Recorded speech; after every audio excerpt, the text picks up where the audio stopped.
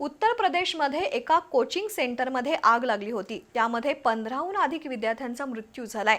या पार्श्वभूमीवर कोल्हापूर महापालिकेच्या हद्दीत सुरू असलेल्या विनापरवाना क्लासेस विरोधात महापालिकेने कारवाईला सुरुवात केली आहे। आज नागाळ पार्कातील एका अकॅडमीला टाळं ठोकलं तर 38 जणांना नोटिसा दिल्या आहेत। उत्तर प्रदेशातील कोचिंग सेंटरला लागलेल्या आगीच्या दुर्घटनेच्या पार्श्वभूमीवर कोल्हापूर शहरातील विनापरवाना खासगी क्लासेस विरोधात अग्निशमन दल आणि परवाना विभागामार्फत मोहीम सुरू झाली आहे।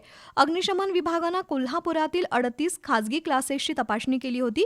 त्यावेळी अग्निसुरक्षा उपकरणे अपुरी असल्याचं दिसून आल्यानं संबंधितांना नोटिसा बजावण्यात आल्या होत्या। नोटिसीची मुदत संपल्यानंतर आज नागाळ पार्कातील एम्पायर टॉवरमधील अनअकॅडमी क्लासेसची इमारत सील करण्यात आली। तसंच शहरातील इतर क्लासेसची तपासणी करून तातडीनं अग्निसुरक्षा यंत्रणा कार्यान्वित करण्याच्या सूचना दिल्या आहेत।